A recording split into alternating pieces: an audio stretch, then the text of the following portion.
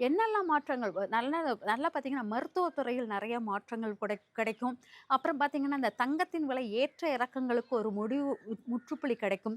அதுக்கப்புறம் பார்த்தீங்கன்னா, இந்த கச்சா எண்ணெய்களுடைய உங்களுக்கு அதனுடைய மாற்றங்களும் கிடைக்கும். இந்த மாரி ஒவ்வொரு விஷயமும் ஒரு ஒரு காலத்தில் நம்ம வந்து பெட்ரோல் விலை கூடும்போது அவ்வளோ எல்லாருமே பயந்துகிட்டே இருந்தோம். இந்த நாளுக்கு நாள் பெட்ரோல் விலை கூடிருச்சு. அதேபோல் தங்கத்தின் விலை இப்ப கூடிக்கிட்டே இருக்கிறது போல், இந்த மாரி நம்ம இந்த சனி பெயர்ச்சி நம்மளுக்கு சில விஷயங்கள் உணவுப் பொருட்களிலிருந்து நீரிலிருந்து இந்த மாரி ஒரு வித்தியாசமான ஒரு மாற்றத்தை குடுக்கக்கூடிய இடமாக இந்த சனி பெயர்ச்சி இருக்கிறது.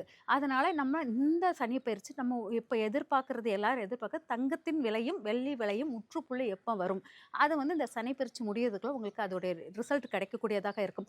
ஏன்னா சுக்கிரன் உச்சம் பெற்ற இடத்தில் சனி வருவதனால் இந்த மாற்றங்கள் உருவாகிறது அப்படிங்கிறத எடுத்துக்கலாம். இந்த சனி பெயர்ச்சி நம்ம தலைவர்களை நிர்ணயம் செய்யும் இடத்தில் இருக்கிறது அப்படிங்கிறதும் இருக்குது. சனி பெயர்ச்சிக்கு அப்புறம் தான் எலக்ஷன் வருது. எலக்ஷனுக்கு அப்புறம் வந்து நம்மளுக்கு வந்து இந்த தலைவர்கள் நியமனம். ஏன்னா சனிங்கிறது பெருந்திரள் கூட்டம். இந்த சனி பெயர்ச்சி வந்து பெரும் திரள் கூட்டத்துக்கு நடுவில், அதாவது மீன ராசி அப்படிங்கிறது மீன்கள் கூடியிருக்கும் இடம். அந்த மீன்கள் எப்பவுமே கூட்டமாக சேரும் இடமா தான் இருக்கும். அங்க தான் இப்ப சனி வருது. ஆனா கூட்டம் கூட்டமாக மக்கள் கூடியிருக்கும் இடமாக மாறும் இடமாக தான் இந்த சனி பெயர்ச்சி இருக்கும். அதனால இந்த கூட்டமாக மாறும் இடத்தில் நம்ம தலைவரை தேர்ந்தெடுக்கும் முக்கிய அற்புத சக்தி கொடுக்கக்கூடியது சனி பெயர்ச்சி.